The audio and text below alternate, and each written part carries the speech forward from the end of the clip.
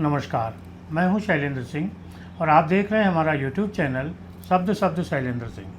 आज हमारे साथ खास मेहमान हैं आरती मिश्रा जी, जो सैल गर्ल्स हॉस्टल की ओनर हैं। 22 साल से गर्ल्स हॉस्टल चल रहा है। इसके साथ आरती जी का एक अपना भावनात्मक लगाव है, क्योंकि ये इनकी मदर इन लॉ ने शुरू किया। हाँ जी, मदर इन लॉ ने शुरू किया था मेरे। तो आप समझिए, एक बहू अपनी सास की जो पीढ़ी है, जो परंपरा है, जो उसके शुरुआती काम हैं, उनको आगे लेके चल रही है।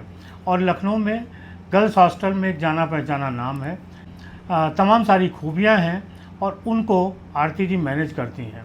हम जब छोटे शहरों से बच्चों को, ख़ास तौर से लड़कियों को शहर भेजते हैं, बड़े शहरों में पढ़ने के लिए, नौकरी करने के लिए, तो सबसे बड़ी समस्या होती है कि वो रहेंगी कहाँ। ऐसे में सैल गर्ल्स हॉस्टल जैसे संस्थान उनके लिए मददगार हैं। तो आरती जी से इसी विषय पे बात करेंगे। आरती जी, बहुत बहुत स्वागत है आपका। नमस्कार, धन्यवाद। थोड़ा बताइए, कब, कितने समय पहले शुरू किया था ये? शैलेंद्र जी, मैंने ये हॉस्टल एक्चुअल में मेरी मदर इन लॉ ने शुरू किया था। और शैल गर्ल्स हॉस्टल उन्हीं के नाम से है। मेरी मदर इन लॉ का नाम शैल कुमारी था। लेकिन क्योंकि मेरी मदर इन लॉ पहले रूम देती थी बच्चों को, और बस रूम दे करके उन्होंने स्टार्टिंग करी थी, लेकिन कोई हॉस्टल का नाम या ऐसा कुछ भी नहीं था। और 1998 में मेरी मदर इन लॉ की डेथ हो गई। 2002 में मेरी शादी हुई। तो मैंने कहा, मैं भी सोचती थी कि मैं कुछ करूं, मैं कुछ करूं। तो मुझे एकदम से ख्याल आया कि मैं मम्मी के नाम को ही आगे बढ़ाऊं। तो फिर मैंने अपने हस्बैंड से बात करी। उन्होंने कहा ठीक है, तुम अगर हॉस्टल, और उस समय 22 साल पहले की बात है, 22 साल हो गया है। तो मेरे हस्बैंड ने कहा, अगर तुम कर सकती हो तो ठीक है, बिल्कुल करो।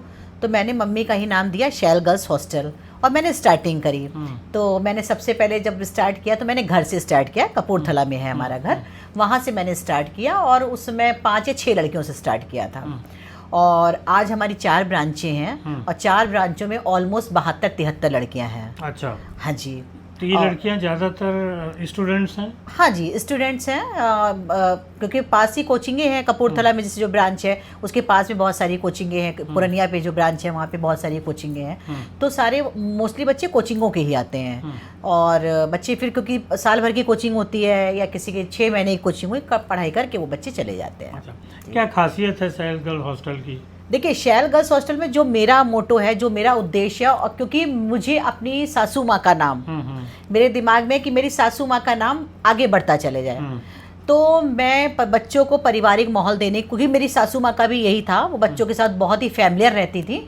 तो मेरा भी यही है कि मैं बच्चों को फैमिली जैसा माहौल दूँ, परिवार जैसा माहौल दूँ। अच्छा, सबसे बड़ी बात है कि मैंने, क्योंकि गर्ल्स हॉस्टल है, तो मैंने यहाँ पे फूडिंग और लॉजिंग दोनों रखा हुआ है। फूडिंग मैंने इसलिए रखा हुआ है कि गर्ल्स हैं, अगर वो ये कहती है कि आंटी मैम मैं जा रही हूँ बाहर खाना खाने, डिनर करने जा रही हूँ, इनकेस मतलब फूडिंग नहीं है तो फिर मैं रोक नहीं सकती। और वो बच्चे 8 बजे आए, वो 10 बजे आए, क्योंकि उनके पास एक एक्सक्यूज़ ये रहेगा कि मैम मैं तो डिनर करने गई थी। इस उद्देश्य से मैंने फूडिंग और लॉजिंग दोनों रखा हुआ है कि बच्चों को सारी सुविधाएं एक ही छत के नीचे मिले। रहना, खाना, सब चीज़ यहाँ पे मिलता है। वाईफाई लगा हुआ है, तो बच्चों को सारी चीज़ें मिलती हैं। और सबसे बड़ी बात ये कि बच्चों से भी मेरा अटैचमेंट है। अटैचमेंट ये है कि मेरे 2 बेटे हैं, बेटियाँ नहीं हैं। तो मेरे दिमाग में जब मैंने हॉस्टल का सोचा, तो सबसे पहले मेरे दिमाग में ये आया कि मेरे पास इतनी सारी बेटियां हो जाएंगी। और आज भी मैं शैलेंद्र जी बताऊं कि मैं जब कन्या खिलाती हूं, तो मैं पहले कन्या जो खिलाती हूँ 9-11 जो भी कन्या खिलाती हूँ, उसके बाद मैं हॉस्टल के बच्चों को खिलाती हूँ। अच्छा। उसके बाद मैं अपना व्रत खोलती हूँ। ये मेरा है, और आज से नहीं है, ये मेरा 22 साल का एक्सपीरियंस है। अच्छा जी। जब लड़कियों की बात होती है जी, तो पेरेंट्स को चिंता होती है तो खाने की जी, वो आपने बताया कि आप खुद मैनेज करती हैं। खुद, बिल्कुल। तो उसका जो डाइट चार्ट है वो सब फॉलो करती है? जी जी, बिल्कुल। दूसरी समस्या आती सिक्योरिटी की। जी। लोगों को लगता है कि पता नहीं हमारी बेटी कैसे कहाँ रहेगी। जी जी जी। क्या एश्योर करती हैं पेरेंट्स को कि कितना सुरक्षित है आपका हॉस्टल? देखिए, सबसे बड़ी बात है कि जैसे सिक्योरिटी की बात हम लोग करते हैं शैलेंद्र जी, तो सिक्योरिटी में हम लोग एक दिमाग में आता है कि गार्ड है कि नहीं, ठीक है, सीसीटीवी कैमरे लगे हैं कि नहीं। ये पेरेंट्स की मैं थिंकिंग बता रही हूँ, मेरी थिंकिंग नहीं है।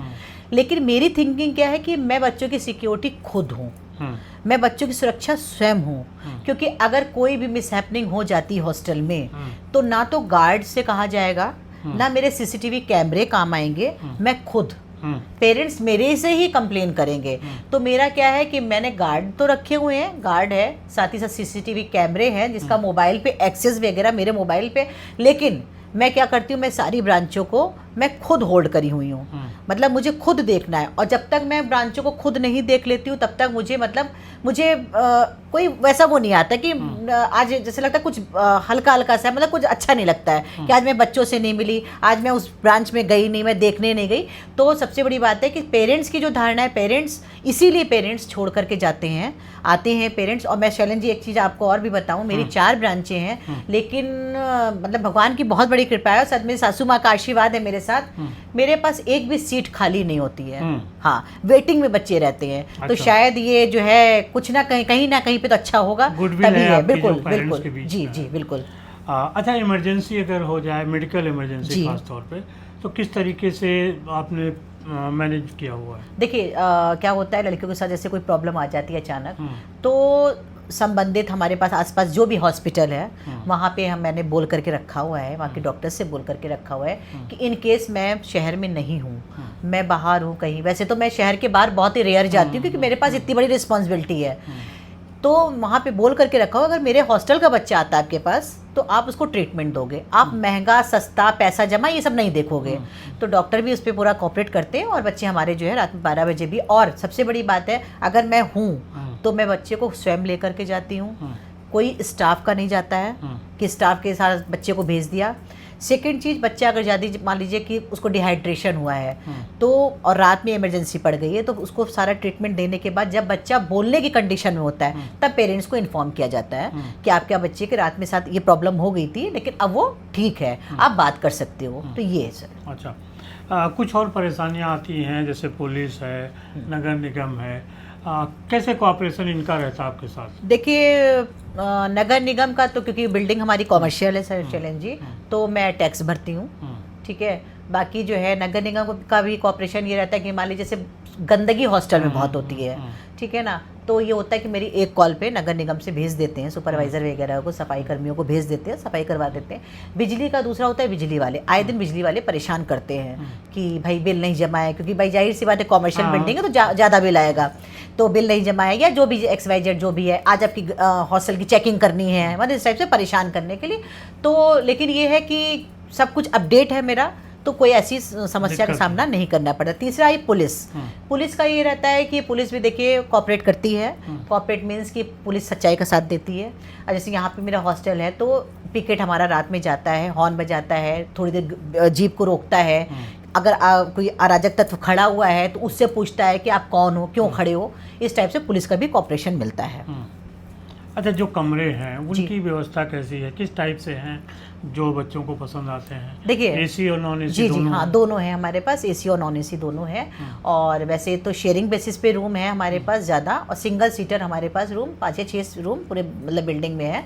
तो जब सबसे ज़्यादा डिमांड जो आती है वो सिंगल सीटर की आती है। अच्छा। हाँ, सिंगल सीटर की आती है, और सिंगल सीटर मुझे नहीं लगता है कि सिंगल सीटर कभी मेरा वैकेंट भी होता होगा। और बाकी एसी रूम है, एसी की अभी गर्मियों में बहुत डिमांड आई थी एसी रूम की, तो हम लोग ऑन अ डिमांड एसी लगाते भी हैं रूम में। अगर बच्चे ने कहा कि मैम हम लोग को एसी चाहिए तो ऑन अ डिमांड एसी लग जाता है उनके रूम में। वो अगर double seater, but double seater में ये होता है कि अगर एक बच्चे ने कहा कि एसी चाहिए, दूसरे बच्चे ने कहा एसी नहीं चाहिए, वहाँ भी प्रॉब्लम आती है। तो हम लोग क्या करते हैं कि हम लोग ये कोशिश करते हैं कि सिंगल सीटर रूम हम लोग एसी रूम करके ही दें, जिसमें एक बच्चा रहे और ये सारी प्रॉब्लम ना आए। अच्छा जी, बच्चों के बीच में आपस में एक अच्छे संबंध बने रहें, या उनके बीच क्या क्या समस्याएं आती हैं जिनको आप फेस करती हैं? जी हाँ, बच्चों के साथ प्रॉब्लम ये होती है जैसे बच्चा कोई नया आया तो प्राइवेट हॉस्टल है, तो यहाँ पे क्या होता है ना, जो पुराने बच्चे होते हैं वो एक रैगिंग टाइप का, मतलब अच्छा। कहते हैं ना कि मैं सीनियर हूँ, तो जब नया बच्चा कोई आया तो उसको दबा के रखना, उसको मतलब कि भाई देखो इस हॉस्टल का ये नियम है, तुमको ऐसे नहीं करना। बच्चा भाई बाहर जाहिर सी बात है, उनके छोटे छोटे टाउन से बच्चे आते हैं, वो डर जाते हैं। तो वहाँ पे क्या होता है, जब मुझे पता लगता है बच्चे नए बच्चे ने कंप्लेन करी, तो जब मुझे पता लगता है तो मैं जाती हूँ, फिर वहाँ पे फिर बच्चों से सारा बैठ करके बात करना, उस बच्चे को समझाना। बच्चे से देखिए जितना आप फैमिलियर होगे उतना आप डीपली अंदर की बातों को निकलवा सकते हो। अच्छा, वो जो गार्जियंस हैं उनको उनके सामने क्या समस्याएं हैं, या आपके साथ उनके संबंध कैसे हो जाते हैं? गार्जियन है आते हैं तो उनके साथ एक फैमिली की तरह ही संबंध हमारे हो जाते हैं, क्योंकि कुछ पेरेंट्स तो बहुत अच्छे आते हैं, नो डाउट बहुत अच्छे पेरेंट्स होते हैं। इवन अगर बच्चे भी कोई कंप्लेन करते हैं तो वो बच्चों को ही डांटते हैं कि आप वहाँ पे हॉस्टल रहने गए, होटल में रहने नहीं गए हो। टाइप कुछ गड़बड़ टाइप के पेरेंट्स आ गए। मेरे पास तो बच्चे भी कभी कभी गड़बड़ आ जाते हैं और कभी पेरेंट्स भी गड़बड़ मिल जाते हैं मुझे। तो जो इस टाइप के पेरेंट्स आते हैं तो उनसे मैं यही बोलती हूँ कि भाई मुझे कोई आर्गुमेंट नहीं करना आपसे, आप अपने बच्चे को यहाँ से अच्छी जगह पे ले जाइए। मेरा हॉस्टल ठीक है भाई, आपको नहीं समझ में आ रहा है बिल्कुल ले जाओ। लेकिन शैलेंद्र जी मैं एक बात और आपको बताऊं कि पेरेंट्स जो है ले जाना नहीं चाहते बच्चे को, मतलब वो थोड़ा सा हनक भी दिखाएंगे और नहीं बच्चे को नहीं, मैं तो बच्चे को यहीं पर रखूँगा। तो कुछ ना कुछ चीज़ें ऐसी होंगी जो बच्चे को रखना चाह रहे हैं। लेकिन मेरी भी कोशिश होती है, देखिए 72-75 लड़कियां मेरे पास हैं, ये पॉसिबल नहीं मैं एक एक पेरेंट्स का चेहरा ध्यान रखूं, लेकिन यह कि कॉल मेरे पास आती है, मैं बहुत अच्छे से पेरेंट्स से बात करती हूँ, समझाने की भी कोशिश करती हूँ। पेरेंट्स परेशान हो रहे हैं, बच्चे की पढ़ाई को लेकर परेशान हो रहे हैं, वहाँ तक मैं कोऑपरेट करती हूँ। किसी बच्चे के साथ कोचिंग में कोई प्रॉब्लम है कि कोचिंग में मान लीजिए बच्चे कुछ समझ में नहीं आ रहा है, पेरेंट्स तो दूर बैठे हुए हैं, मैं यहाँ पर लोकल में हूँ, तो मैं खुद जाती हूँ कोचिंग वगैरह, जाऊँगी वहाँ के जो भी फैकल्टी उससे बात करूँगी। तो पेरेंट्स भी मतलब आप मान के चलिए 90-10 का रेशियो रहता है कि 90% पेरेंट्स तो मुझे अच्छे मिले हैं, बट 10% पेरेंट्स कुछ ऐसे होते हैं कि और उनकी भी गलती नहीं होती। मैं 10% पेरेंट्स को भी नहीं बोल रही उनकी गलती नहीं होती, क्योंकि वो चाहते हैं कि भाई हमारा बच्चा भाई जैसे घर में पला है, बड़ा हुआ है, सुख सुविधाओं के बीच में रहा है, वैसे ही उसको हॉस्टल में फैसिलिटीज़ मिल जाए। अच्छा, जो बहुत सारे अब तो हॉस्टल लखनऊ में खुल रहे हैं जी, क्या प्रतिस्पर्धा है एक दूसरे के बीच, या किस टाइप से और लोग हैं? देखिए शैलेंद्र जी, अब क्या है ना कि जो अब हॉस्टल और पान की दुकान इक्वल हो गए हैं। जैसे आप हर दूसरे चौराहे पे देखेंगे पान की दुकान है, पान की दुकान शायद कम हुई, हॉस्टल ज़्यादा है। होता क्या है कि अब लोगों ने एक दिमाग में धारणा बैठा के रखी हुई है कि कुछ कोई काम नहीं मिल रहा है, मेरे घर में 4 कमरे हैं, हमने हॉस्टल खोल लिया, उसको हॉस्टल का नाम दे दिया, और वो गए कोचिंगों वगैरह में, वहाँ पे उन्होंने मिला और उन्होंने कहा हमारे यहाँ हॉस्टल है, और कोचिंग से बच्चे उनके यहाँ आने लगे। लेकिन मैं अभी रिसेंटली एक कोचिंग गई थी, मैं नाम नहीं लूँगी यहाँ पर, मैं एक कोचिंग में गई थी, तो मैंने उनको बोला था जा करके, खुद मैं गई थी और मैंने ये बोला था कि भाई अगर आप किसी भी बच्चे को हॉस्टल भेज रहे हो, आप विजिटिंग कार्ड पकड़ा रहे हो, उसके पहले आप खुद वेरीफाई करो कि आप क्या जेन्युइन जगह पे भेज रहे हो बच्चे को या उनके पेरेंट्स को। भाई पेरेंट्स बाहर से, उसको क्या पता है, उसको आपने विजिटिंग कार्ड पकड़ाया और बच्चे पेरेंट्स पहुँच गया। तो फिर उन्होंने उस चीज़ पे अमल किया उन कोचिंग वालों ने, और उन्होंने कहा, उन्होंने 3-4 अपने हॉस्टल उन्होंने वेरीफाई किए, उसके बाद उन्होंने बच्चे भेजे। अच्छा सर, और क्योंकि जब जगह जगह हॉस्टल खुले हैं तो आप जाहिर सी बात है, जब जगह जगह हॉस्टल खुले हैं तो उन्होंने अपने एजेंट बना के रखे हुए हैं। तो क्या होता है, जब बच्चा कोचिंग के लिए, पहले तो बच्चा जब निकलेगा तो पहले वो कोचिंग जाएगा, फिर वो रहने की जगह देखेगा। कुछ पेरेंट्स बहुत स्मार्ट होते हैं, वो पहले रहने की जगह देखते हैं, फिर वो कोचिंग देखते हैं। तो ये जो एजेंट होते हैं ना, कोचिंगों के बाहर खड़े रहते हैं, तो जैसे कोई पेरेंट्स आया और उसको बड़ा लुभावना, अरे आप चलिए, आप देखिए वो हॉस्टल, ऐसा हॉस्टल, वैसा हॉस्टल करके पेरेंट्स को ले जाते हैं। लेकिन बच्चे वहाँ पे क्योंकि कंफर्ट जोन में नहीं जा पाते हैं, सेफ्टी सिक्योरिटी नहीं होती है, तो बच्चे वो ढूंढा करते हैं हॉस्टल। तो ये सारी चीज़ें, ये मतलब समस्याएँ आती हैं। हाँ जी। अच्छा, गर्ल्स हॉस्टल खोलना ज़्यादा सरल है या बॉयज़? ये क्वेश्चन तो आपका, देखिए girls hostel comparison boys hostel के लड़के ज़्यादा समझदार होते हैं, नो डाउट लड़के बहुत समझदार होते हैं। लेकिन ये जो समझदार मैं तब कह रही हूँ जब ये 22 साल पहले की बात मैं बता रही हूँ कि 22 साल पहले जब मेरी सासू माँ करती थी, मैं शैलेंद्र जी बताऊँ, सासू माँ में पहले बॉयज़ ही रखी हुई थी। मैंने भी कुछ दिन बॉयज़ हॉस्टल मैंने भी चलाया है, फिर मैंने गर्ल्स में कन्वर्ट किया। लड़कों के साथ प्रॉब्लम ये होती है कि लड़के जो पहले 22 साल के, मैं लड़कों की बात कर रही हूँ, तो थोड़ा से बिगड़े हुए होते थे। लेकिन अब जो है लड़के हैं वो सीरियस नहीं है, सीरियस नहीं है पढ़ाई को लेकर के। और दूसरी बात है कि अगर कोई बच्चा अच्छा भी आता है, ये दोनों में मैं बता रही हूँ कि चाहे गर्ल्स हो चाहे बॉयज़ हो, जो बच्चा जब शहर में आता है, लखनऊ जैसे शहर में आ गया, तो उसको ये लगता है, ये दोनों के लिए ही मैं बोल रही हूँ, गर्ल्स बॉयज़ दोनों के लिए, तब उसको लगता है कि पता नहीं कहाँ आ गया हूँ, बहुत अच्छे, और उसको बड़ा अच्छा लगता है। क्योंकि भाई लखनऊ आप जानते हैं कि मॉल, पिक्चर हॉल, ये सब बिल्कुल, ये क्लब वगैरह ये तो बिल्कुल कॉमन हो गए। तो अब वो चीज़ें नहीं रहेंगी जो 22 साल में थी, जो मैंने देखी। अब क्या है, अब ना तो आसान है बॉयज़ हॉस्टल खोलना और ना गर्ल्स खोलना। दोनों को मैनेज करना बहुत टेढ़ी खीर है, अगर आप ईमानदारी से काम कर रहे हो तो। अगर आपने अपनी आंख बंद कर रखी है तो दोनों ही काम सरल हैं। अच्छा। हाँ जी। कैसे आपको पुकारते हैं, मैम या आंटी कैसे? मेरे को बच्चे मैम भी बोलते हैं, कुछ बच्चे भाभी बोलते हैं, कुछ बच्चे आंटी भी बोलते हैं।